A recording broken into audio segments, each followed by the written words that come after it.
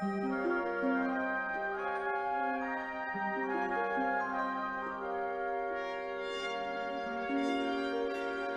the thrilling pages of the DC comic, faster than a speeding bullet, a myth is forged. more powerful than a locomotive, A hero takes flight. able to leap tall buildings at a single bound. This amazing stranger from the planet Krypton, the Man of Steel,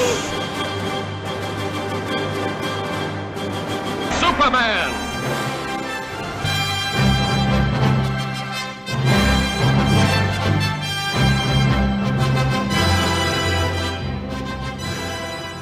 Welcome to our first Superman Lives in a very long time. It's Chris Moe. And I'm Michael Kreitzer. And we are very happy to be back. We've both had a lot of stuff going on in our life, and we just want to reassure you here at the top of the show that Superman does indeed live. Despite the show not being around and other things going on, Superman still lives. The real Steel deal is still there, and we're gonna touch on that in this episode. Probably the biggest development since we did an episode last in our own lives is Michael's wonderful book, which I am going to read. I've been a bad friend. I haven't read it yet. I'll admit that publicly. Heroic Inspirations has debuted. Michael, how does that feel? It feels pretty great, actually. Yeah, this weekend is Heroes Con. My publisher is having me out there to promote the book and stuff like that. So yeah, it's pretty great. The book looks great. I love the design they came up with and everything. So I've been getting some great reviews so far. So yeah, good things. And the physical copy you have to order through the website. Is that still the deal? Yeah. The physical copy, they're working on getting it. They're running into some sort of roadblock because it's a small publishing house. It's available on Amazon for a Kindle copy, and they're working on getting the hard copies on Amazon as well. But if you want a hard copy, you can go through HeroHousePublishing.com. That's their website, the publisher, and you'll see it at the bottom of the screen right there on the homepage. My book and everything, so you can click on it and order from there. That's what I need to do. I need to get a physical copy because. I like digital copies and all, but especially since it's you and it's this subject, I want to have a physical copy to, be able to show to people. Michael Kreitzer wrote this book, and we're friends, and this is a great book, and you should buy it. I need to just send you one. Well, no, I want to support you. I want to help you out because I know how it is, and it's your first book. You can the next one. When they ask you to sign like a 3-book contract from the success of this one, you can send me perhaps that one signed. Sounds good. Well, congratulations to that, and I haven't read it yet, and I've been negligent in that, but we've had a lot going on here. Went to Disney World, which Michael and I and Al on another podcast that we do, Holy Roman Fanboys, we talked about my family's trip to Disney World and Universal, and I didn't tell you guys this, Michael, but it's relevant to this podcast. Every time I walked anywhere in Disney or Universal, I saw something that made me think the following. There is no good reason, I'm sure somebody will give it to me at Warner Brothers, but there's no good reason that there isn't a Warnerland or I don't know what you'd want to call it, where you can see this stuff happening with DC's heroes. There's just no good reason, and Six Flags isn't cutting it. No, it's a joke, really, because as we were walking around, and I tried to tell this to my daughters, I said, you know how awesome it would be if Warner Brothers, and then I had to explain, they know, but they kind of just tune me out. Plus, we were at Disney World, and I'm like, why would you possibly try to talk to us about this while we're at Disney World? Well, because Dad's thinking about it right now, Yeah. But look at this. First of all, obviously the DC Universe characters. Then you've got all the Harry Potter stuff, which they're licensing out. But then you've got the Looney Tunes. To me, there is enough there to run. I was amazed by Harry Potter when we went here. This Harry Potter Village. This could have been its own park with the number of people. It could be its own complete land. So it's a shame that we don't have that, and I dream one day of that. It's another symptom of Warner Brothers having no clue about their own properties. Yeah. They're just this corporate entity that just owns these things, and they're like, yeah, hey, let's do something with that thing. No one really knows what DC is. No one knows who the characters are. They're just all about throwing some band-aids over things, and yeah, they could make tons of money. Absolutely. That's just one of the ways they could do it, by having a theme park or something like that. And they could be making tons of money from their comic books, and they don't realize that either. And in comic book news, I know we have talked about it, and I've long said, and I'm sure it's not an original idea, it's just something I recognized, that one of the ways to get new readers is to make comics readily accessible and inexpensive, and the digest format has worked for Archie comics now for decades. So why not have easy? It could be reprints, it could be the animated inspired comics like Superman and Batman Adventures, which are great for all ages. Reprint those, put them in digests, and put them in every shopping lane in the entire world. Walmart, your neighborhood supermarket, whatever it is. And I saw an article about how comic shops were getting the Spider-Man one that just came out, because Marvel's now doing that. They're partnering. Oh, I didn't know Archie. that. Yep, the comic shops are getting the Spider-Man one, and they were commenting how the local supermarkets haven't yet. And there, that's kind of the problem. Nobody really, not many people who should be the target audience know there are specialty shops. And certainly a kid is not going to say to mom, hey, can we go look for a comic book shop? If mom's never heard or dad's never heard of that, then be like, what does that exist? So but yeah, Warner Brothers, DC Comics, I think those guys at DC are caught in the middle of the fans who know what's possible. Some of these, of course, are fans, which is why they're creators. And then you have the suits at Warner Brothers who just say, how can you make everything more like Batman? Because he's the only one that seems to work. Now it's going to be Wonder Woman. Everything will be Wonder Womanified. And so that brings us to that topic. Of course, Wonder Woman is doing extremely well. And I'm going to just open it to you, Michael. What are your thoughts on that? This is what I don't understand this. I really, truly don't understand. I know that people are starved. I know that for so long, Wonder Woman has deserved a film. She should have had a film. She should have been so much more present on screen, both big and small, than she has been. Even though she has a great Linda Carter series, that luckily we had that. She had one animated movie, which was amazing. It was wonderful, but that was it. They canceled the sequel because, well, we might be doing a TV show and people might get confused. I mean, oh gosh. Anyway, so I can understand people are so desperate for a Wonder Woman on the big screen. And DC fans are desperate for a decent DC movie because, the last ones have been so divisive and horrible and completely mishandling these characters. So I was mentioning to you beforehand, when I talk to people, I truly believe that people just decided that they were going to like this movie before they went to see it. They just decided, okay, Zack Snyder's not doing this one, and we're just going to like this one. This is going to be it. It's going to be great. We're going to like it. So they go and see the movie. And because Patty Jenkins is doing it, not Zack Snyder, I understand there are some bright spots here and there. And there's maybe this little scene is nice here, and she says something flowery about love over here. So they get little feels in there, and they're all happy with it. They think this movie was so great. I was just so moved. Oh, guys, I wept. It was wonderful. And no, it wasn't. It was on Zack Snyder's foundation, and I've made very in-depth videos about this on my Professor Geek channel on YouTube, talking about this. They wrecked her foundation. You do not take Wonder Woman and make Zeus her creator. Zeus, the most patriarchal jackass of a god ever in Western culture, constantly raping women, running around on his wife. This is not the creator of the great feminine hero of love and peace, and just utterly ridiculous. So that was there. She runs away from her mother and her island with Steve Trevor because that's something a great female role model should do, just run away from home with a boy, to help him out with the war, which is admirable. But there's no more of this competition where she proves herself. There's certainly nothing like a mission of preaching the Amazonian way of peace and love. No, nothing like that. She goes off and fights this whatever.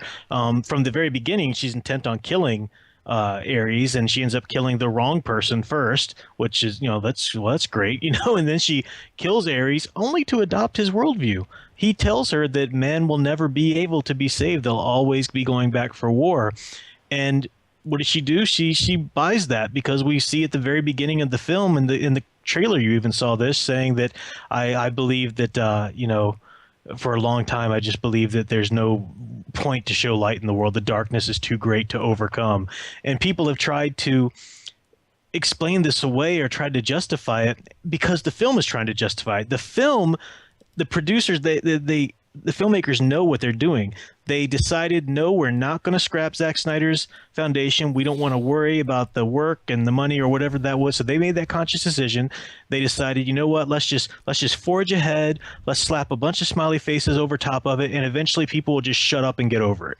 Right. And a lot of people are just shutting up and selling out to it. And you know, it's, so what if it has this or that scene? So what if it made you tingly and this or that point? It's not the character. It's not a just portrayal of them. I just don't understand. The Wonder Woman of all characters deserves better than this, and I don't understand people's readiness to just say, well, if you just ignore the beginning and then that part, it's kind of okay. What are you talking about? I mean, you call yourself a fan? Yeah, I could go on. I'll stop. Yeah, no, I'm in the same boat. And what is most frustrating to me is there is a consistent. We talked about this earlier too. That there's a consistency across everywhere on the internet right now that I'm seeing that talks about these kinds of topics. Wonder Woman has made everything else better. And as if this is the second coming of Superman the movie, okay? And what at the same time, and I find it very ironic, at the same time that all of this with Wonder Woman's going on, we have Kevin Feige, who gets what Superman the movie did and is doing it for Marvel. We have Jeff Johns, who probably definitely gets what Superman the movie did and still does today, but can't really do a whole lot because they didn't make him the movie runner. They gave it to Zack Snyder. He's in charge of putting the smiley face stickers over it. Exactly right. Yeah, and they're too bad they're not the Rebirth Watchmen smiley face where we could actually fix something. Exactly. But it's very interesting, very telling that this movie is being compared to Superman the movie, while they're honoring Richard Donner for Superman the movie, and yet completely missing. Although, Kevin Feige apparently, I haven't watched the video yet, but apparently Kevin Feige was even more glowing in his honoring of Superman the movie and Richard Donner, which is kind of a shame because he's at Marvel, and you would think it would be reversed. But I wouldn't be surprised if the execs at Warner Brothers said, look, Johns, don't say too much, okay? We don't want to, because the line they're towing at Warner Brothers continues to be, well, the only reason people, I reread that article the other day, and I really should stop doing that to myself, where Zack Snyder says, you know, the only reason people really liked those movies is because of nostalgia, and of course that makes no sense. How can you have a nostalgia for something you didn't know? You know, if you're an 8-year-old now seeing Superman the movie, you have no nostalgia for when it came out, but you could still like it, and my kids like it. You know, but I'm sure there's a company line. Look, we don't want to give too much because that's the past. We've got to. Doesn't matter that there are going to be people born who will know Superman first and most from that movie and those movies than they will from these. I don't care what the box office is. I don't care how much merchandising is out there. I don't care how many of these movies they make. They won't supplant that, which gives me, you know, some comfort. I really don't think it'll ever happen because they get constantly replayed. They are. I think a lot of parents know. I've had some of my friends say, we tried to watch some of these newer movies and we can't. That I can't show Man of Steel to my kids, but I can put in Superman 2 even, except for maybe some of the you know, in bed scenes in the fortress. But outside of that, they can watch these movies. And the cynical fanboy, but they're terrible. Well, but if you look at them as children's entertainment, which Christopher Reeve did, then I think that they're great for kids. So, and you know, there's really some truth to that. I mean, it is true, because I won't mention names because these two individuals that have told me this are still trying to do things within the industry, you know, and even with DC. But I've been told by a couple of people there, it's a known truth. You don't mention previous iterations of the character to DC when they've got a new one, because the way they do their marketing system, they go all in on this one vision. That's all they want to push. That's all they want to talk about. That's all they want to support. It's honestly a wonder to me they even allowed the celebration of the Richard Donner film to happen. Honestly, I'm surprised that was even allowed, because they are like that. And yeah, that's just I was going to say something else too, part of that, but it was no. And if it comes back to you, remind me. It might be related to the fact that I think next year is the 40th anniversary, correct?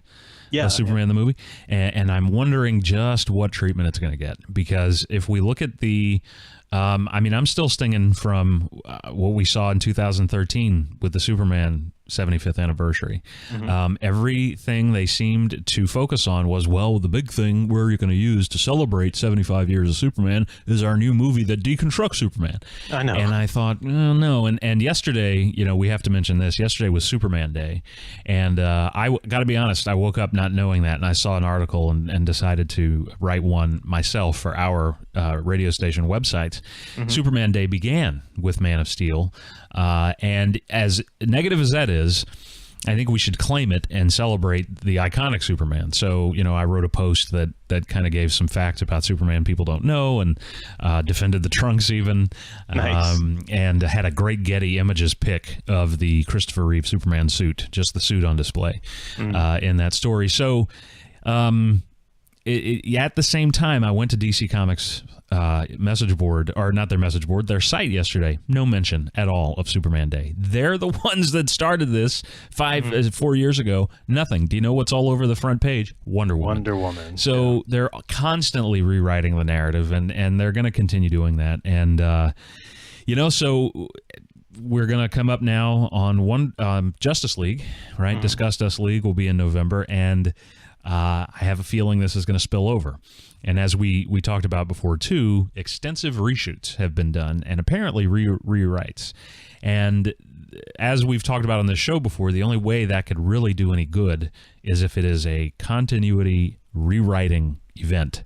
Exactly. And that's just not going to happen. The general audience that they seem to think is so stupid, even though they probably could understand it because they've been watching the stuff with the Flash, where continuity gets reset every 20 minutes with Barry Allen, at least in season 3, could understand it, but no, we don't want to confuse them. So we're going to have people say this has to be good. Wonder Woman's in it, and that was a perfect film, flawless film.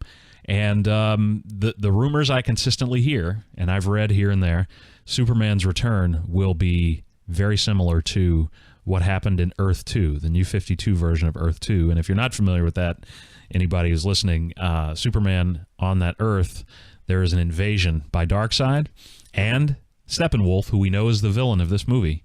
And Superman is corrupted, and he's actually killed, and he's replaced by a clone who becomes like an evil minion of Darkseid.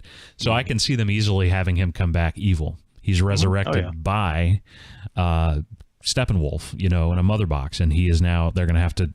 Again, Superman's got to have somebody save him, and again, Superman's got to have somebody do his job for him and turn him back to the right side. So, yeah, it's just going to continue. I remember what I was going to say, that which kind of is a nice segue here, though.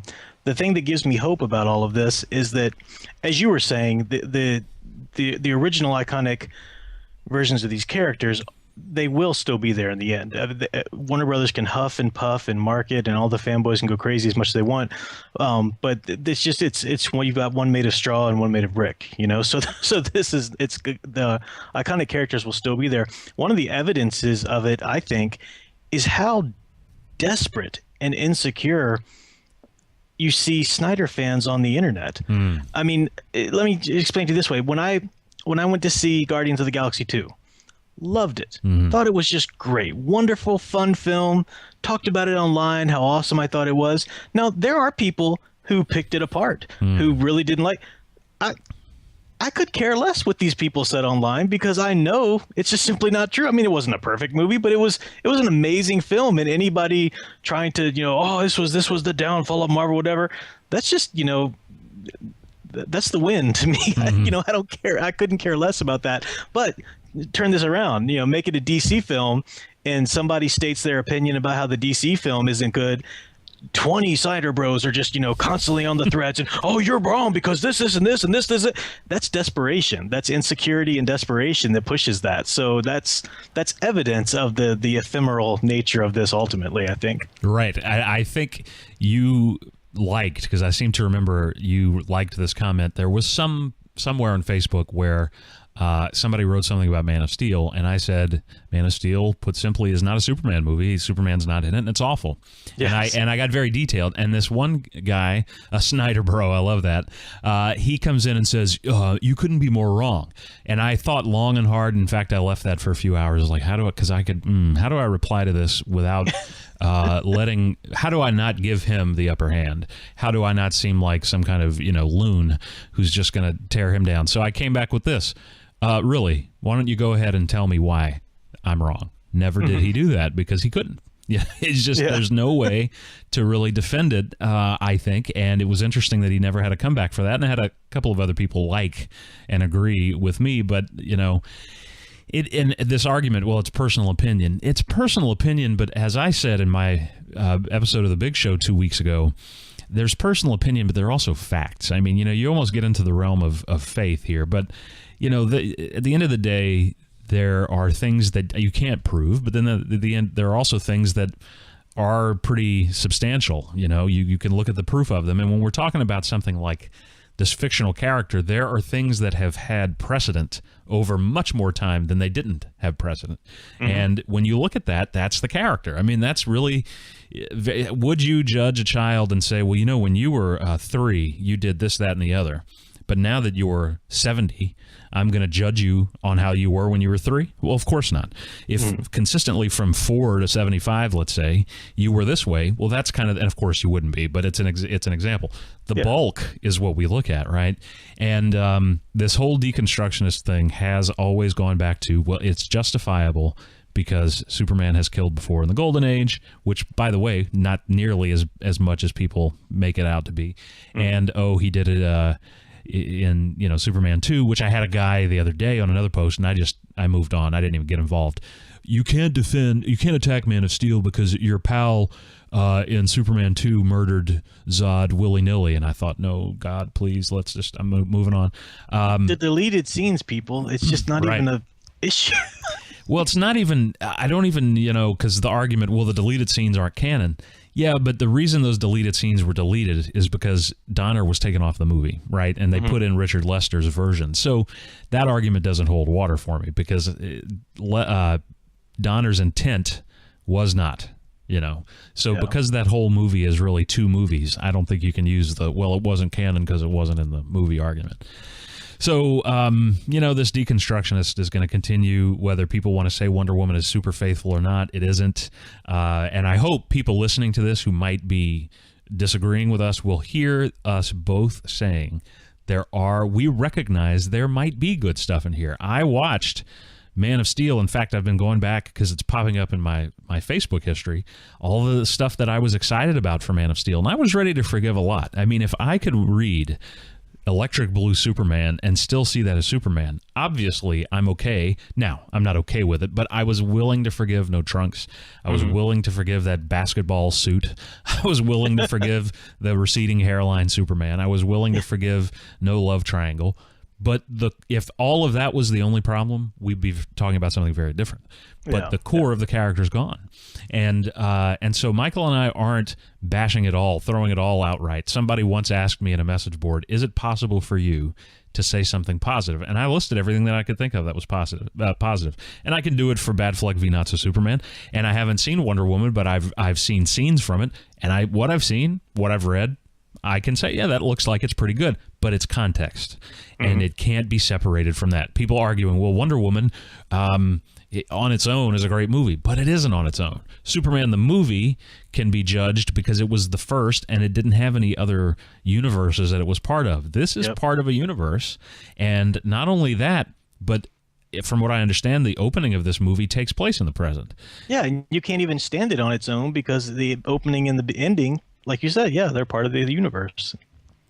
Right, and so to be able to say, well, just judge it as it is, can't. Now, if this movie had come out first, there would have been an idea. Instead of Superman or Batman, let's start our DC Cinematic Universe with Wonder Woman, and assuming it wasn't Zack Snyder, it was Patty Jenkins. What a reversal.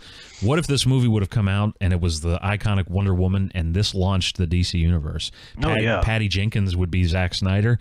huge for women in cinema, and the feminists would really have something to be excited about there. And so of course that's not the case, though. We have Patty Jenkins still having to be under the thumb of Zack Snyder, and so Justice League's coming out. What these rewrites, I'll read about them because I'm not paying money to see the movie. And shy of Superman coming out of there and being from another universe, Tyler Hoechlin coming out of there, it's not going to happen. Which brings us to Supergirl. Well, I do want to say something to what you were saying a second ago, just real quick, and then we can segue. But I like what you were saying about the characters' history and being the same consistent for the large majority. I mean, even more than a majority. The large chunk, huge, most of his past, and then this change here at the end. I keep hearing people say characters always change, they progress, and this is what's happening. No. It's just a matter of fact. These changes were forced. They were mandated by the New 52. These are not natural changes, heard with the reactions of the public and slowly, organically made into the character. That does happen, but these were forced. You can look back at history, the point in time where these changes came in. You can see Warner Brothers digging down with them, constantly. So, that's not a natural progression in by any means. And then the only other thing I was going to say is that it reminds me, trying to have these conversations or, trying to even have logical discussions online. Of all things, Luke Cage, the Marvel Netflix series, at the end of that series, I'm maybe spoiling a little bit, I won't get into it too much, but there was very much a Superman moment, I thought. He's facing off with this ultimate bad guy in the series, and the bad guy's got some gear on him, which makes him practically Luke Cage's equal in strength, and he's got some armor and stuff for invulnerability and everything, and they're just going at each other, and it's anybody's fight. And finally, and this bad guy hates Luke Cage so much, just personally hates him and is so riled up about this, and Luke Cage eventually just stops fighting him back. He just lets the guy wail on him, lets the guy beat him, and after he does that for about a minute or two, the enemy is completely worn out, and he's just over there just huffing and puffing, and Luke Cage just easily knocks him over. And somebody asked, what were you doing? He said, I realized that as long as I was fighting him back, this wasn't about logic. This wasn't about, he was just hate. This was just him wanting to, I was just giving him something to grind on. As soon as I stopped, he just wore himself out. There was nothing to him. There was no foundation after that, so he could just be easily knocked over. And that's what I find a lot of these, trolling sessions or online, gripe fests or whatever with the Snyder Bros daring, how dare you, state your opinion about the film or something. Right. It's straight trolling is all it is. They want us to reply, and they, and you, as reasonable and logical as your argument will be, it'll never get through because they don't want that. They just want to put forth their idea and then really attack anybody else. And, going back to this idea of a character changes, I got into philosophy when I was talking about Wonder Woman in my non-review. You have substance and accidents, and so we're not going to get into a philosophy class, but very simply, you can change a thing. The accidents are the incidentals. You can change the color of a car, it's still a car. You can change the color of a ball, it's still a ball. But once I change the shape or I take the engine out of a car, it's not those things anymore because it's not an automobile anymore. It can't go on its own. It's not a ball anymore if it's square, right? And in the same way, the accidents of Superman have changed. I mean, the one guy the other day, you can't say that the current Rebirth uniform isn't as good as the classic because there was no such thing as the classic uniform. And I thought, okay. His argument being that it even changed for the first 3 or 4 years after Superman debuted. Well, of course, because it was in flux. By 1945, it was locked in, and very subtle changes down to artists kind of redrawing certain things just to put their spin on it. That to me is not a change. No, that's just interpretation. So those are the accidents. But when we see something like like Man of Steel, where the substance of the character, Jonathan Kent, Martha Kent, is changed, you're changing the character. Exactly. So then, none of the substance really could be changed. It could be fixed after that. We were watching Smallville the other night, and it was the episode where where Clark is finally told about the whole thing with them having to make a deal with Lionel Luthor to get his adoption papers falsified. and man, that was such a great Jonathan Kent episode. Yeah. It's just, man, and I said this girl's is Jonathan Kent, and this is why Man of Steel doesn't work. And they kind of just said, Dad, please don't start ranting. And my wife said, he is a great. I said, but Jonathan Kent is such a great man. You know, I mean, he's such a great character. He's somebody you should want to be like. And my wife said, yeah, but he's very proud. And I said, well, he's not perfect, you know, and nobody's saying Jonathan Kent was perfect or Martha Kent, but they were good people. You can't even say that about the guy, you know. And this is a good thing to say about Man of Steel. And I know this isn't about Man of Steel, but I just the casting, in a lot of ways, the casting was perfect. Kevin Costner, if he had been more like he was in Field of Dreams, beautiful, perfect Jonathan Kent. But he wasn't. He was this kind of zombie going through, oh, yeah, I guess, let him, I don't know, maybe. You know, same with Diane Lane. I mean, you know. So there are good things. It's not like we are just saying all of it's crap. But, again, the core of it is unsalvageable at this point, and that's where we are. So I guess we can segue. Well, let's take a quick break, and we'll come back and we'll talk about the season finale of Supergirl. Yeah. All right, and we're back. So, season finale of Supergirl, Michael. I will first of all just say this. Got into this season very excited. It was going to the CW. I thought that would be positive for the show overall. I think it's actually been the opposite in a lot of ways. In other ways, positive. But most excited, of course, because Superman was going to be in it, even if it was just 2 episodes, and I wish it had just been those 2. And then I watched the season progress, and we're not going to get into all the details. It progressed into this show very much involved or more interested in what can we get away with by making political statements and positions made and known versus telling stories. And the stories they did manage to tell in the midst of that, not that great. So that's my take. I watched the finale and fast forwarded through the soap opera parts that I just can't take anymore. I'm just sick of it. But what I did watch was not talking about salvageable, not salvageable either. So I'll let you kind of talk about the season and the finale, and then I'll talk more about that. Yeah, well, I'm not as caught up. I fell behind after first 5 or so episodes of the season, and then I've mentioned before I'm OCD, so I have to watch all of the CW series and the episodes in order and stuff like that. They're finally all on Netflix now, so I'm catching up, and I am even catching up in Supergirl to get to the crossover at least, because I wanted to be abreast of all that was going on in all the series to really enjoy that and everything. But I have heard. I mean, I've kept up in touch and I've heard, and yeah, there are a lot of political statements going on, and the problem is not that a show has something or speaks to political issues. That's not the problem at all. The problem is when the writing exists to serve to make a political statement rather than tell a story. Those things should come organically out of the story, and they clearly aren't. In many of the cases, and it's a shame because it's they've got a great cast and they've got a great setup for Supergirl. I've enjoyed it for a long time. So yeah, that's a shame. But now the finale, you've seen it, so you can speak more to it than I have. But I after it aired, our friend Al from Holy Roman Fanboys told me, he said, I can't believe it. He said at the end, well, I don't know, should I spoil it, or are you going to go ahead and say it? Go ahead. Yeah.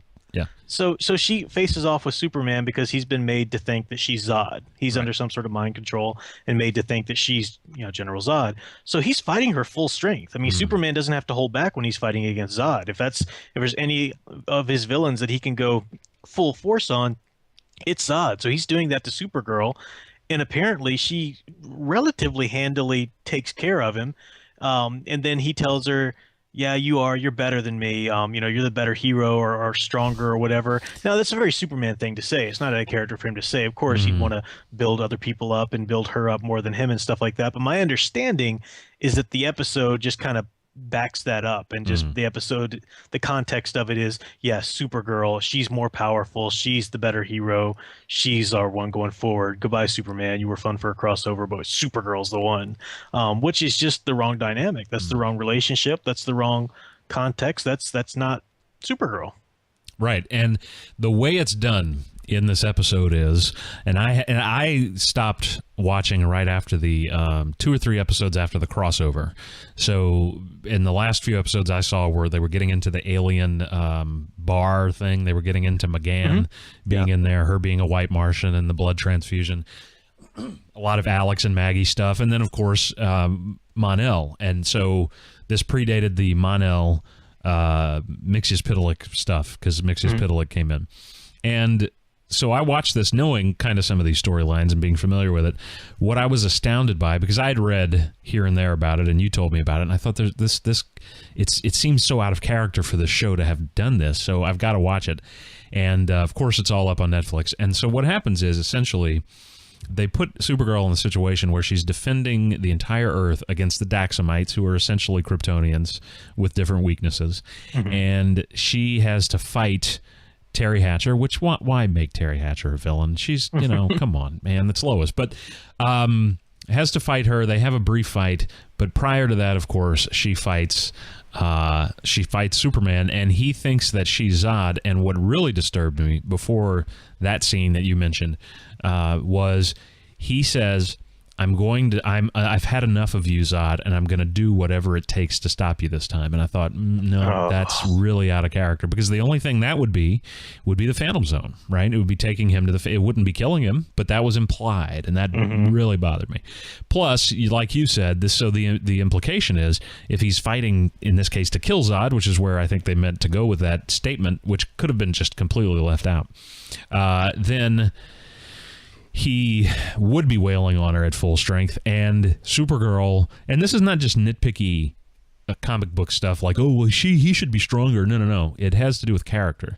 And so while Superman is definitely stronger than Supergirl, and no, she shouldn't have been able... Now, he does give her a pretty consistent beating, and that makes me uncomfortable to watch. And I don't know why that is. I don't know if it's because seeing violence against women still, I'm sure the feminists today would tell me, well, Chris, you should be able to see violence against women because women can take it, or women, can take whatever a man can. Still makes me uncomfortable. So seeing Superman beat up Supergirl disturbed me. It just kind of, I thought, this is the wrong tone for this whole show and this whole finale. And then, so it looks like he's, she didn't cough up blood or anything, thank God. It wasn't a Zack Snyder movie. But she's collapsed, and then she gets up, and she puts Superman down pretty quickly. And I rewound it to see if I had missed something or if there'd been a power failure, because I thought, how did that happen? But it happened because it was a plot contrivance. And so then, when Superman is revived later, he was under the spell of silver kryptonite, by the way. This is why it all happened, and which was a nice Silver Age touch. And he said, I was at full strength. And so you are, I think he said, I'm no longer the world's greatest hero. You are the defender of Earth. And, Superman could say something like that, like you said, to build somebody up. But then the next scene, they're talking to Supergirl, and she realizes, I have to make a deal. I have to face, she challenges Terry Hatcher's character to single combat, which in Daxamite culture is to the death, and whoever wins agrees to follow the agreement, whatever it is the person who wins wanted. So she agrees to do that. Somebody says, Supergirl, you can't go face her. You can't win. You just beat Superman, though. So that's illogical, right? Why? Where's the danger now that you've been beat by you've beat Superman? There's no danger, which is another problem. And then she says, oh, no. Superman says, well, it's her battle. Supergirl has to do it. And he said, is there anything I can do to help? And she very nonchalantly, and I thought disrespectfully, says, yeah, you can help me spar. And you see Superman's just kind of like, now he's not only defeated by her, but now he's kind of just the subservient man in the corner. And they do spar later. And it was just really, really a shame that this is the route they went. And so, especially after building such a wonderful mutual respectful relationship in those first 2 episodes of the season. That's what most critics of the episode I've seen have said, that when we saw them in the first 2 episodes, she looks up to Superman, but he treats her as an equal, and they helped each other. That plane rescue is phenomenal, Yeah. I mean, so why go this route? It's as if they could not come up with a way with this storyline with the Daxamites to have Superman in it, but then also to, once having him in it, how do we deal with him not saving the day?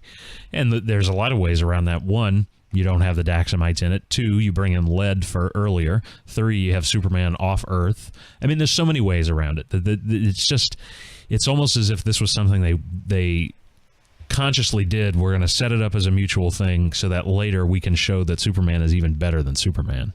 And I really hope that's not the case, but I kind of get the feeling that it is. So I was heavily disappointed. And Tyler Hoechlin interviewed recently and said there are no plans for a Superman solo show, and I'm actually relieved, because if these are the guys behind it, I don't want to see it. Yeah, it's, and the reaction, the people that I heard attacking me for daring to express a negative opinion about it.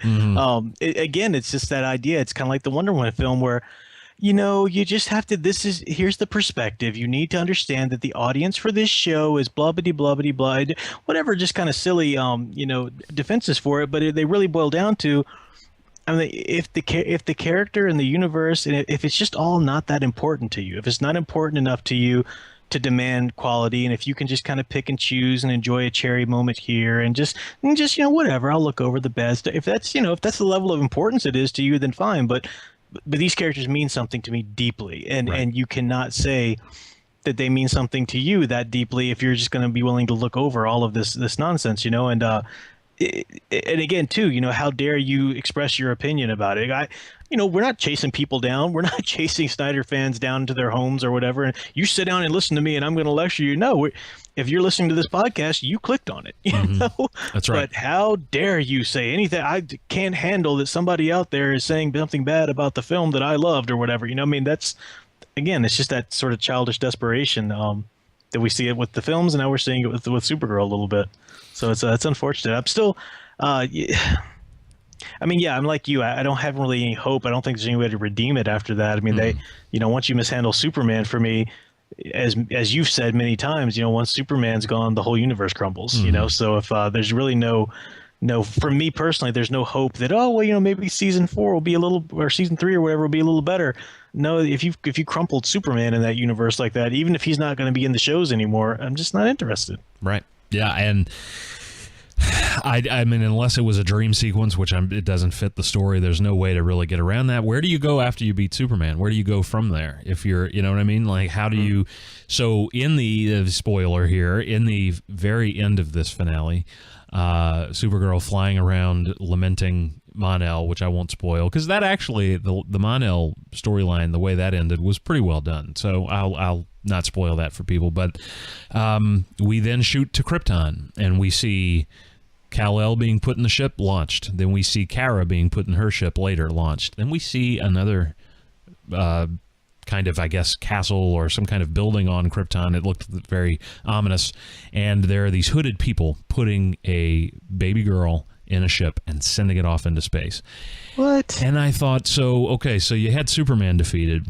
So now you've had Daxamites all season, which are equivalent to Kryptonians. So now we're going to go with another... First of all, it's like the Silver Age in a bad way. Everybody frickin' survived. So you've taken all the last son, last daughter of Krypton out, because everybody, hey, look, there's Bob-El. Bob-El made it. Hey, Bob, good to see you, buddy. Glad. Oh yeah, I got out on a taxi that was leaving right before it blew. It's like, what the hell's going on? And it's okay if Krypto and even Kandor, because it was never restored to size. Well, in the Bronze Age, they restore it to size, and they go to a planet orbiting a red sun. It becomes Rockin', I think is the name of the planet, and you never hear from him that much again, because Superman and Supergirl are still unique in that way. Here, though, now we've got a third ship that's left, or I guess third, and she's going to be the villain, I've read, for the next season. It's just kind of creative desperation. And, it's lazy writing. We can't. What else? What other kind of villain? Well, we need another villain as powerful as her. That's the only way we can have a challenge and tension. No, it's not. That's the only way you're saying that you can write it. But there are plenty of other ways. There are other things besides kryptonite that Superman and Supergirl are susceptible to. Magic and it's silly. It really is. I share your assessment there. And people say, well, it happened in the comics. Well, the Super Age, clearly you haven't read. No, anything just because something happened in the comics doesn't mean it's right. A lot of stupid things happened in the comics. Exactly. Even the Silver Age, as wonderful as it was. Yeah. And that's why the argument, well, here you guys say these things aren't enough like the comics, but then something bad in the comics, you say, oh, it doesn't matter if it happened in the comics. Well, that argument's invalid because some bad things did happen. It doesn't mean you pattern a movie after the bad things. You know, I don't want to, you can't argue Superman can kill Zod because John Byrne did it. That was John Byrne's misfire, you know? And there are a lot of misfires out there. We're talking about the core stuff that does work. We're not, it's blanketing it all. If it's in a comic book, it's perfect, you know? And so there's just so much to mine there. And I felt like maybe DC TV understood that and they were drawing from that. But it seems as if maybe with this series in particular, since it's separate from the other two, maybe it's going to go its own way. I don't know. I'm actually a little more excited now for Black Lightning, which is separate from all of these. That looked very good. The previews, yeah. It did. I like the idea of the hero coming out of retirement. You know, because of Dark Knight Returns, it's a classic trope. Outside of that, I like the idea of him coming out of retirement, and it just looked like it was going to be a really a good, entertaining show. And they need something that I'm glad it's separate from this whole universe. Because it'll give it its chance to be something different. I have a quote here that kind of speaks to some of what we're talking about, and I'm sure it'll probably segue us into the comic stuff. But this is from this is a quote by Alvin Schwartz. It was from Tom DeHaven's book on Superman, and Tom DeHaven is quoting Alvin Schwartz. And some of you might have heard this before, but he says, "Spurious versions, fundamentally wrong-headed premises can and often do prevail from time to time, but eventually the character Superman himself, Tulpa Superman, will somehow resist and reverse that meddling, reconstituting himself into the world as he means to be." That's what we saw with Rebirth and that process, and it's what we've seen over and over again. So it's that's quote speaks for itself. A great quote. And now this guy was very fascinating. All the Tulpa stuff fascinates me. This idea, Morrison did some interesting stuff with that, thought creations, right? That this was such a tremendous thought and creation of humanity, Superman, that it could actually become real. And he literally believed it. If I'm not mistaken, Schwartz believed, he claimed that he actually met Superman in a taxi cab ride. Is that what? Yeah. Did I read that somewhere? And I'm not going to judge that because I believe just about darn near anything can happen. And if that exists, what a great thing that maybe we could Morrison, what he did in the New 52 Superman comics, which was, I was reading it thinking there should have been more of this instead of a reboot, is he went to another Earth, and there was a Clark Kent, Lois Lane, and Jimmy Olsen who came up with this technology that brought their thoughts to life. And so the first thing they decided to do was to create a guy who was, even though the name wasn't there, was Superman. So they create a character and they call him Superman, and they decide we want to see if this can be marketed in some way. Not because they want to make money, but how do we get this to the world?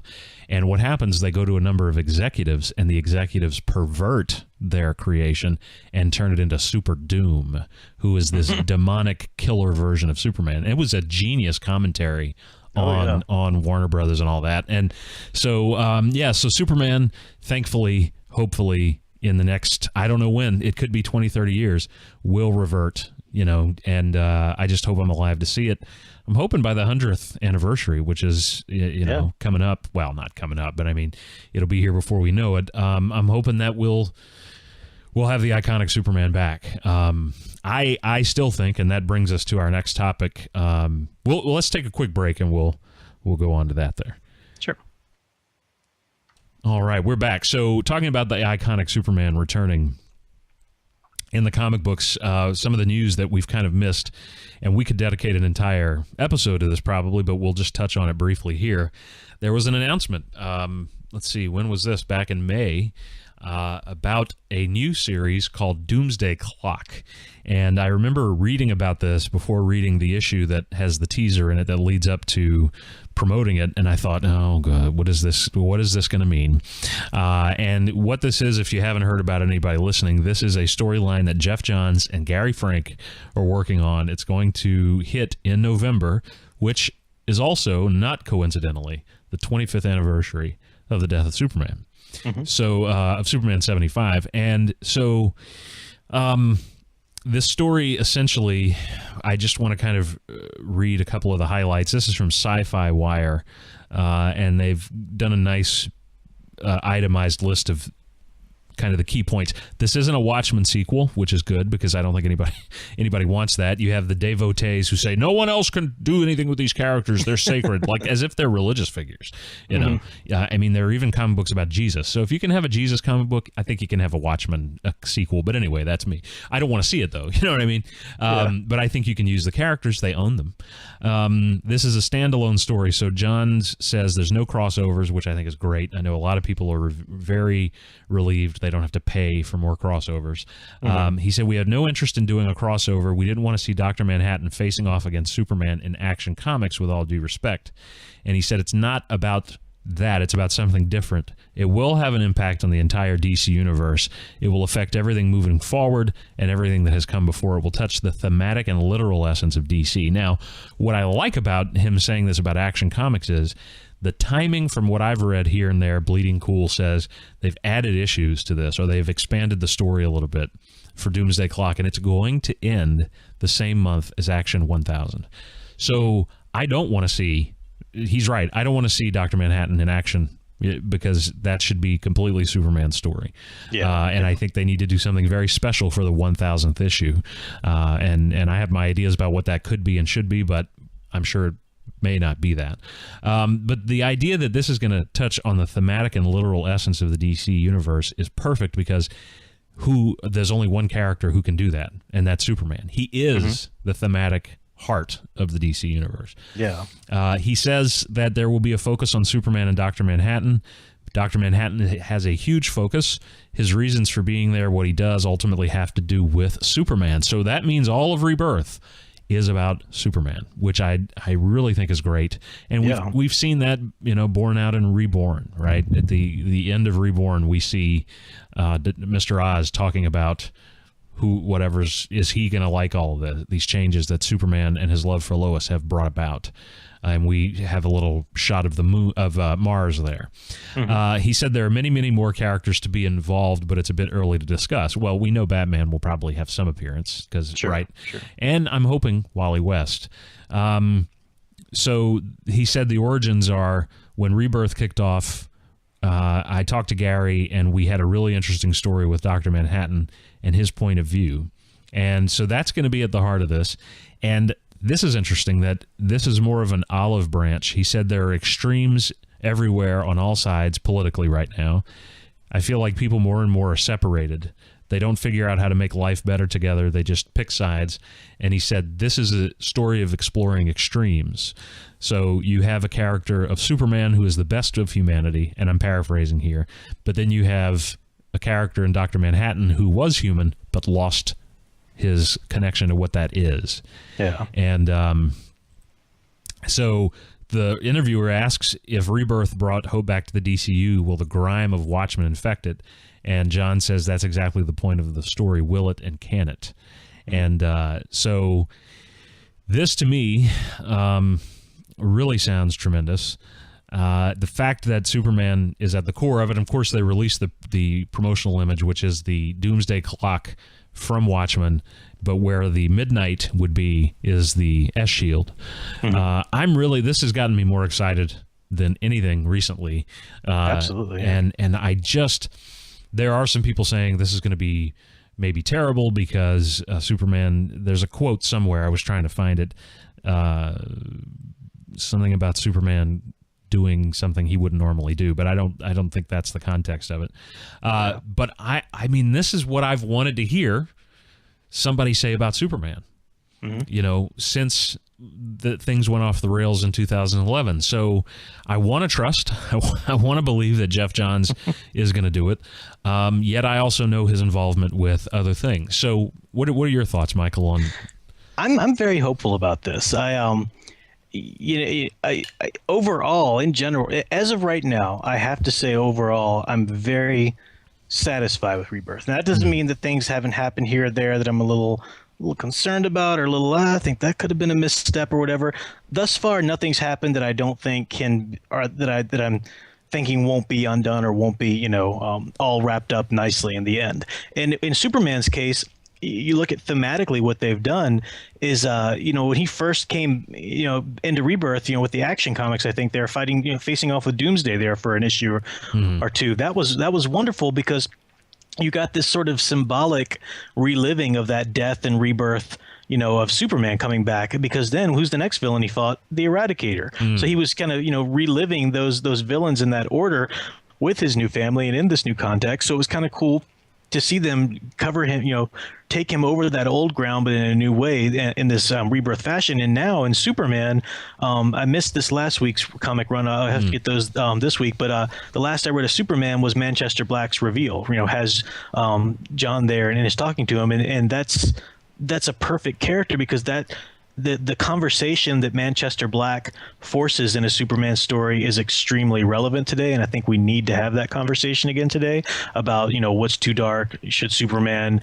give in and cross that line, all this stuff. I mean, that's the problems that have been coming up with the character. So that was wonderful, and I think, as you were saying, Dr. Manhattan is just the perfect thematic, logical culmination of all of this. I think it's a great building of theme that they've done so far, and it sounds great that they're going to end it with him.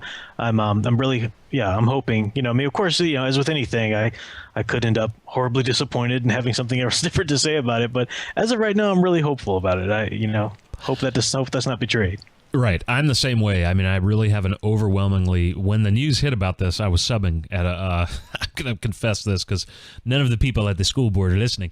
I was online, and the students were doing their assignment, and I saw Doomsday Clock and Superman and a mention, and I had to read it. And I, for a good 10 minutes, just was fascinated by everything I was reading. And I'm sure the students were like, okay, is he even paying attention to it? But I was. It was like, oh my gosh, this sounds so, as if this is what, and I had never made that connection, really. I mean, obviously, seeing Superman and Dr. Manhattan is something that's probably been in my mind since Rebirth began, but I guess I didn't think anybody was going to go that deeply into the thematic elements of it. And there's a quote here that Johns has here, telling the story of two extremes and exploring what our collective zeitgeist states through these characters is what we are doing. And that, that's really what it's all about. What does Dr. Manhattan and that whole story of Watchmen say? Look at the time it came out in. It was a very bleak time, late 80s.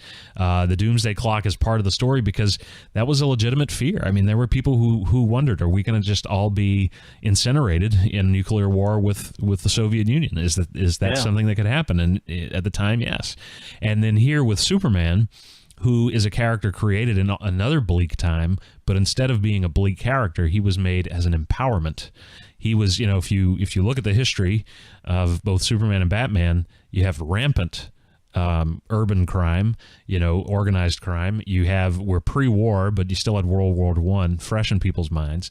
You had what's going on in Nazi Germany, and here you have Siegel and Schuster and Bill Finger and Bob Kane making empowerment characters, saying, well, we're not going to just celebrate this negativity. We're going to make characters who can do what we wish we could.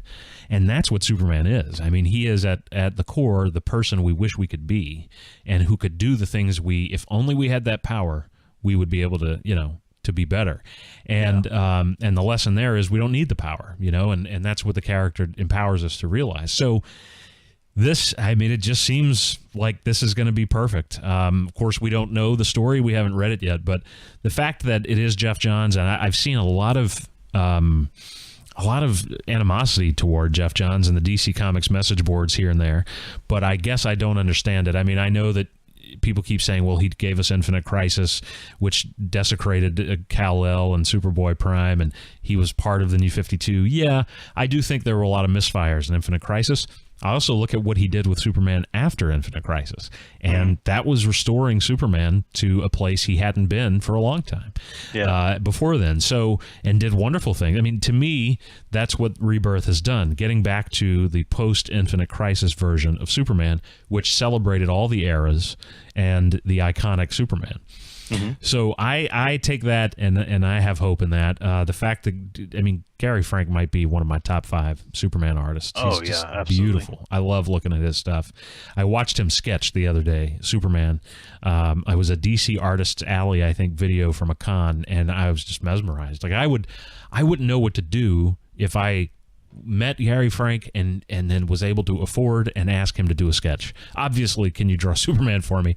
But I think I would just, I don't know what I would do. I mean, that's how amazing it was watching him do that. Aren't you? You're going to see him, aren't you? At this con, you're going to. I believe he's going to be there. Yeah, the list was so extensive that they run together. But yeah, I think he's going to be there. Wow, I'm very jealous, very jealous. We talked about us perhaps meeting up at the Superman celebration, which was last weekend, and I know for you that wasn't possible because you're going to WonderCon. I can't do WonderCon because we just went to Disney World and HeroesCon, but yeah. I'm sorry, HeroesCon, yeah. And so look, next year's 80th anniversary, so we got to make it happen. Yeah, it's got to happen, period. I don't know that I'm going to see the 100th. You know, you're in good shape. I think you might. I don't know if I will. I'm starting. Not the way I eat. Yeah, well, I was going to say, I just started eating the Mediterranean diet, you know, and so I feel better, but I don't know. Because it'll be Christmas and then it all goes away at that point, eating well. But yeah, so Gary Frank on this is going to be tremendous. And Jeff Johns says, we together, me and Gary Frank, have never been more enthusiastic about a project. It's the most powerful creative energy I have felt working in comics. And then he makes this very bold statement. Everything I have ever done in comics has led to Doomsday Clock. And I get the sense from that statement he maybe is cognizant of some misfires over the years. And so perhaps this is his way of saying, well, this is my ultimate statement on Superman and on superhero comics. And hopefully that will kind of, you know, not erase, but certainly kind of redeem some of the misfires. Because I certainly think Jeff Johns has done tremendous work. I mean, what he did with Green Lantern, no one thought could be done. How do you fix this after what happened with Emerald Twilight? How do you fix it? And he did. And yet at the same time, we look at Infinite Crisis and go, well, you know. So I'm very optimistic about it. Yeah, hearing his comment there, it puts me in mind a little bit of a very different way that comment was said. But Jim Lee, this was right before the rumblings, and it was kind of, you know, right before Rebirth was a necessary thing, and it was announced this was going to be it. And it was an interview, I don't remember where, but it was Dan Didio and Jim Lee about the New 52. And this was, the writing was really on the wall for the New 52 at this point, but they were still trying their best. And the interview was just all about, building it up and just them insisting on it. And Jim Lee made this emphatic statement in the interview that the New 52 is the greatest thing I've ever done. It's the brightest spot of my career, one of my greatest accomplishments, or whatever. Wow. Like that. And it was in you could tell he was trying very hard with that statement, and it just it really rang hollow, obviously. And then the New 52 fell apart right after that. So and into Rebirth, but this is a very different kind of context, and it's nice to hear that similar thing said from somebody else who all signs point to it. Yeah, this is really going to be the real deal. So that's cool. And Jim Lee, by the way, your highlight was called Hush, and you should brag about that story because it was the best I've seen his art that I can remember since he was on X-Men with Claremont, and his art has not ever looked that good since, in my opinion. And I can't think of a story he's drawn or certainly written that has been good either. So that would not be my claim to fame. When you go from doing the character designs for the entire DC universe to Scooby-Doo. Yeah. The writing's on the wall there. And we love Scooby-Doo, but you went and did apocalyptic Scooby-Doo. Yeah. You know who asked for that, Jim Lee and Dan DiDio? No one. Divide no one by no one, and you get who asked for it. No one again. Yeah. Woo. Another quote here that is interesting, that since we're talking, I mentioned the death of Superman, and I wanted to just clarify here. He said, originally this was just called the Doomsday Clock, but they took the article off, and he said people know who Doomsday is, but he's not a part of the story. but I like the implications of it. So the Doomsday won't factor into this, which is interesting because I thought, okay, 25th anniversary, maybe they would have touched on him in some way, but maybe they will address the death without having Doomsday, which is fine because really all Superman can do with Doomsday, unless you do the whole Brainiac possessed him and now he's got a mind in him, all they can do is fight. And this does not, interestingly, he has said that this is not going to have a whole lot of action in it. So it's going to be very interesting how this is going to play out because it's, I think, a 6 or 7 issue, well, no, 5 issue miniseries. He also says people will think the last time they heard Doomsday and Superman, he died. So what is this going to be? What is he going to go through this time? How will it affect them going forward? So that I really like. The idea that you're going to put Superman through a ringer because that way he will, of course, overcome and show even more why he's Superman, you know? So I guess we can kind of go on for this. This starts in November, and we'll update you on this as we get closer. I'm very excited, probably more excited about this than I am about Metal. Is it called Metal? Is it called Heavy Metal? Is it called Hairband? Dark something, Dark Metal. Yeah, I just don't. It's a Batman-centric crossover with something called the Dark Multiverse, and Scott Snyder is behind it, and he has said in interviews, it's not going to undo what Grant Morrison did. It's going to exist in addition to it. In other words, ignore what Grant Morrison did and create a Dark Multiverse. So what I get the impression, it's almost like they're building, they're going to have a separate multiverse that will essentially be the Earth 3 take. So it'll be the main heroes seeing their evil potential. I got to be honest, I saw that already. It's called the DC Snyderverse movies. Oh, I want to read about it. I don't. And then the New 52. So it's very strange. It's almost as if we've gone a year and we've kind of put Superman at the forefront of our biggest stories. I mean, most news stories until last week with Batman and Catwoman have been about Superman. Let's put Batman's got to come back. And, he's trying to sell it as there's going to be dinosaurs and lasers. And I like those things. Who doesn't? But with Batman, nah, I don't think.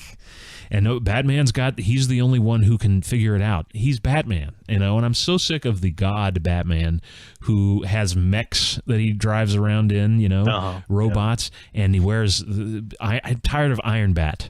I'm just sick of it. I want to go back to the Paul Dini classic that when he did his detective run, it's a guy in a suit who is the world's greatest detective, and I want to see those stories. Gothic detective. Gothic, yeah. Anyway, that doesn't seem to be the trend. I don't know where that started, but I identify Scott Snyder with more James Bond gadget-ridden Batman. And to me, Batman's never been gadgets. I just think the best stories have been when the villain has him captured and they take away his belt and he proves I didn't need it. I mean, I'm Batman, and that to me is the best kind of story. So I guess we can get into the Rebirth Superman comics, and I know you're behind a little bit, so we can kind of just briefly touch on it here at the end. Is there? Let's. I told you before we recorded that you might have to kind of, I guess, lift me up, and we really haven't talked about the end of the aftermath of Rebirth. I'm sorry, of Reborn since it happened. I think our last episode was on the 3rd issue. Yeah. And so let's kind of just briefly recap for anybody who isn't following. Somehow, Superman, in his love for Lois, he has undone what was done to him, we know now, by Dr. Manhattan. And by doing that, he has actually taken... So what we infer is that Dr. Manhattan split Superman into 2. When it happened, we don't know exactly. One aspect of Superman apparently went off to Convergence, which is no longer in canon now, right?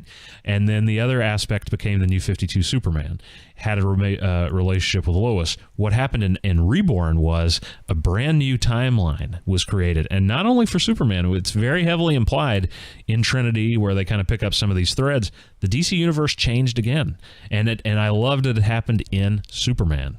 It wasn't in another special, and it wasn't a crossover. It was just in Superman. Yeah. So the beautiful 2-page spread we have shows that for the majority of this new timeline, the secret origin and the post-Infinite Crisis stuff is back in canon. Sadly, they had, I'm sure the corporate folks over there said, well, you got to have some New 52 stuff in here.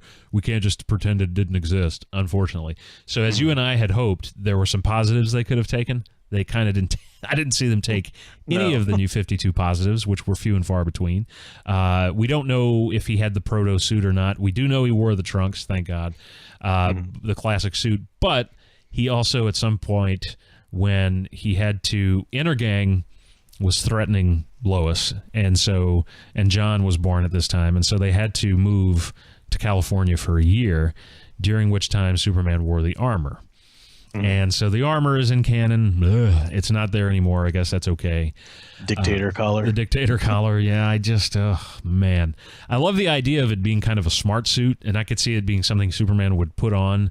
Okay, not that design, but the idea of it to fight maybe Kryptonite Man or to fight somebody who's Kryptonite powered. Yeah. Conduit. I wish they'd bring Conduit back. But no, it's just this ugly suit that he kind of just wore. And Kryptonian armor or whatever. But the great thing was that we have this new timeline, everything that we know and love about Superman largely restored. They had Superman go to Kellex in the Fortress of Solitude and say, can you go through, I feel like something's missing, something's different, can you go through my history? And so that's the device through which Jurgens takes us through, and we look at the history of Superman, this new history. And the one glaring omission, two glaring omissions, is the Kents die before ever seeing Clark become Superman. And the only comfort I have about that, because it made me really angry when I read it. So the only comfort I'm taking in it now is that the reason they've done this is because if Secret Origin is now back in canon as the basis of this new, origin going forward, he was also Superboy. So maybe they saw him in costume secretly as Superboy with the Legion, and so maybe that's how they're getting around it. I still don't like it. It really bothers me to think that the Kents, even if, it was just Martha, didn't live to see him publicly debut. And not only that, but they weren't there. I mean, all those wonderful moments with Jonathan Kent, and Martha, Superman going home and asking their opinion on things. I know they want to focus on John, and that's his family now, but I just didn't think it had to happen at the expense of the Kents. Yeah. So they're gone, and then Connor Kent, Superboy, nowhere to be found. We see a brief retelling of the death of Superman, really just an image, and in the Supermen, the reign of the Supermen, no Superboy. So that's also a huge bummer. Other than that, though, Superman restored. This is the real Steel deal. He's got a new costume that is even closer to the classic. My theory is that Doomsday Clock will end, and Action 1000 will feature Superman back in the classic uniform. That's my pipe dream at this point. What are your thoughts about all this? Yeah, no, I agree with what you're saying. I agree with, it's great to see all those great points back, and I agree with the things that are problems that you're saying with the Kents and Con-El and stuff like that.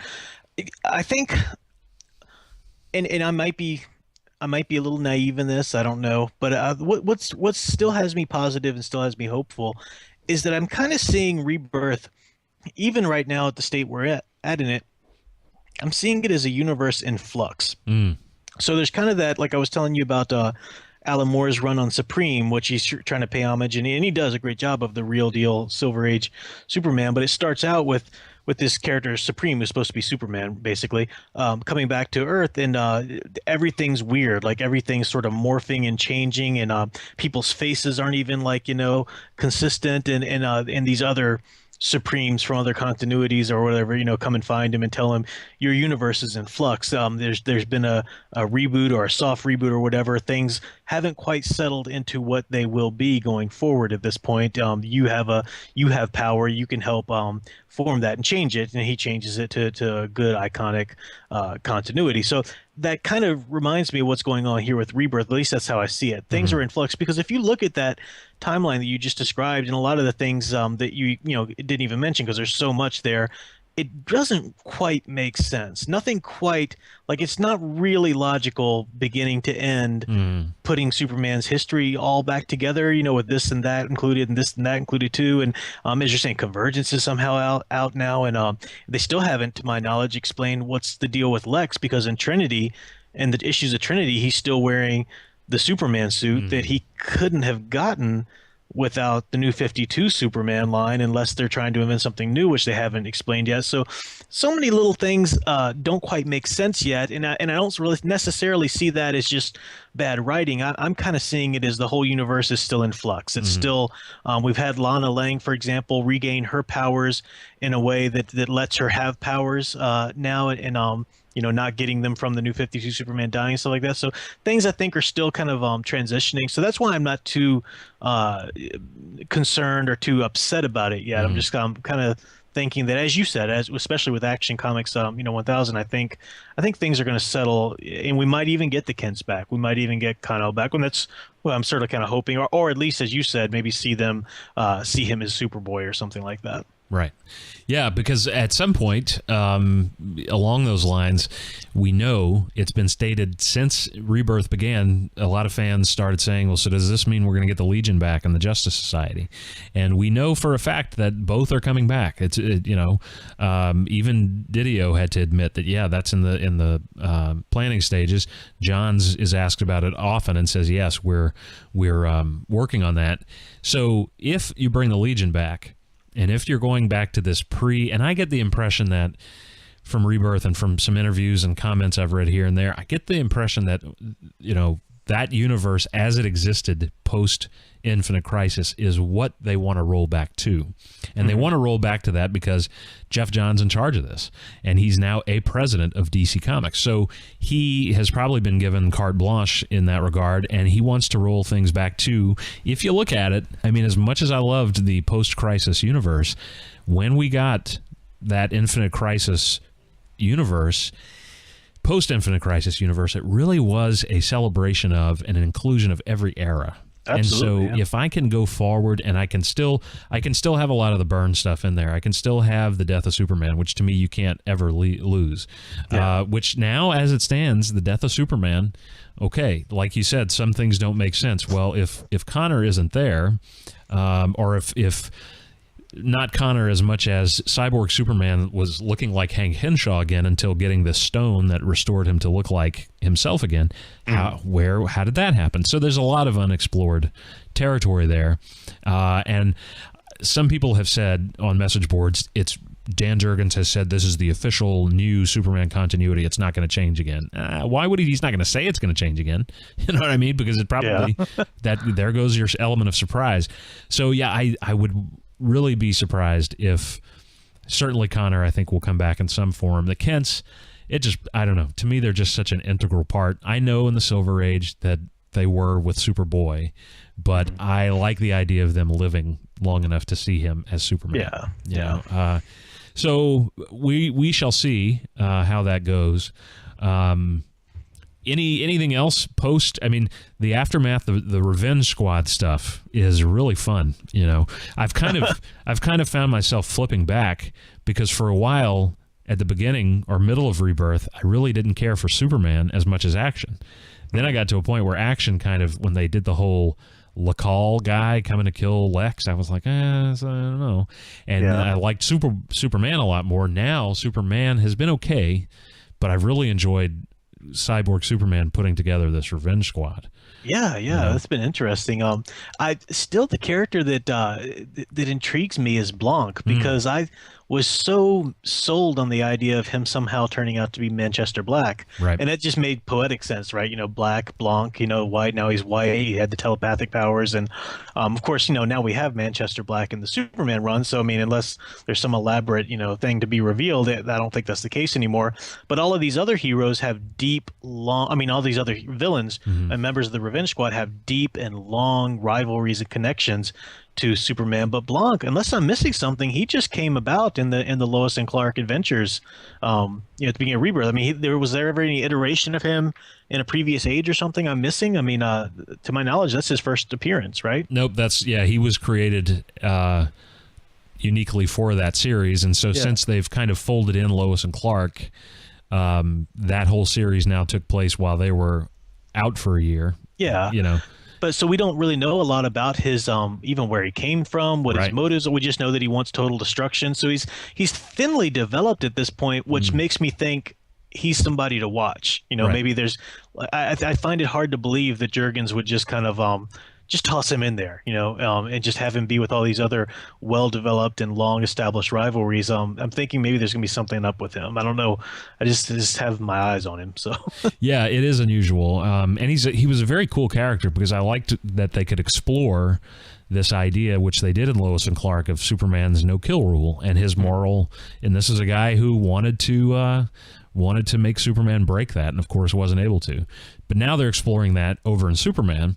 And I know you haven't read the most recent issue, but Manchester Black has been revealed as the villain who has been behind everything in... yeah, I got that far. Yeah. Okay. And he's been behind everything that's been going on in Hamilton County.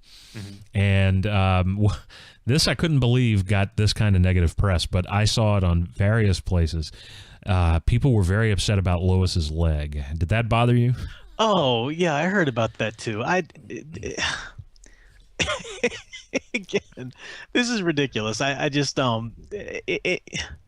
it's kind of like you were saying about how the violence against Supergirl bothered you, and you know, you're saying there's definitely, you know, a feminist outcry saying, hey, you should be able to see it. The problem is that you know, trying to pin down a feminist position is like trying to pin down a Christian position. There are so many different, you know, movements within that overall term, you know. So I mean, you know, just as many feminists are going to be against this happening to Lois Lane as might be for, you know, yes, you know, this should happen to women as well or whatever, you know. So I mean, you're going to hear all these different degrees. I think people are just making far too much of it. I can't see it sticking around and into continuity for long, but even if it did, it's not going to change who she is. It'll make her even more tough as nails, you know. That's right. Yeah, to me it was just it was a way of Manchester Black really turning the screws on John and on Superman, and I kind of liked it in that regard. People are comparing it to fridging Lois, and of course that goes back, and I remember reading that issue when it came out, and I thought, man, that is pretty intense when Kyle Rayner's girlfriend Alex is killed by Major Force, and he puts her body in a refrigerator. Really a kind of a nadir of the 90s storytelling there. You know, Ron Mars, I don't know what he was thinking, but you know, at the same time, this isn't doing that. Lois wasn't killed and stuffed into a box, you know. I thought it was collateral damage that was then exploited by the villain, and I thought it was really used to good effect. Yeah. And I don't see it sticking around either. I wouldn't be surprised if somehow John finds a way, if it hasn't already been taken care of, that she'll be okay, that the leg's reattached or whatever. I know Superman takes her to the hospital.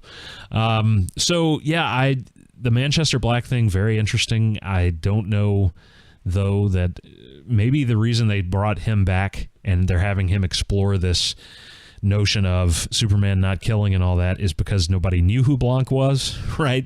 Yeah. And they feel very few people read Lois and Clark. I don't know, but it's kind of weird that they're both exploring that. But I will say this most recent issue was really good, and I guess I just didn't expect this storyline to go on this long, and so I thought it would be over much quicker. And yeah, I did too. But they really have. It doesn't feel drawn out, you know, and it is very compelling.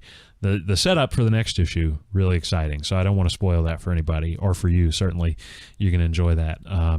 So, you know, we're rolling forward. I'm really excited to see where the Revenge Squad stuff goes. Apparently, after this deal with Manchester Black, they're going to go on vacation, the Kents. And so, you know, things are just kind of rolling forward nicely. I'm going to just try to move on with the whole, you know, Connor and the Kents. I guess right now there is no place for them in what they're trying to do, but once you've restored the DCU completely, I guess they then would kind of fit back in, you know. I want to see John meet his grandparents, you know. Yeah. How happy would they be to finally see that Clark and Lois had a kid, you know. So any other thoughts about the recent comics, or? No, I'm excited about it. I'm still having fun with it. I'm still excited to go every other week is pretty much when I go now over the summer. But yeah, picking up the issues and reading about my Superman again. So yes, And we talked about this before the show, too. There are some alarming developments in other books. For example, one of the things that made me so excited for Rebirth was that Wally West returned. That was really the thing that told me, okay, I want to get behind this. Plus, the issue was such quality. But what's happened to Wally West now, spoilers for folks who aren't familiar with this, he has been retconned, thanks to Damian Wayne, and a time travel story with the Titans. He has been retconned to have had a health defect, a heart problem, and he wears a pacemaker, and he can't use his powers in the present day.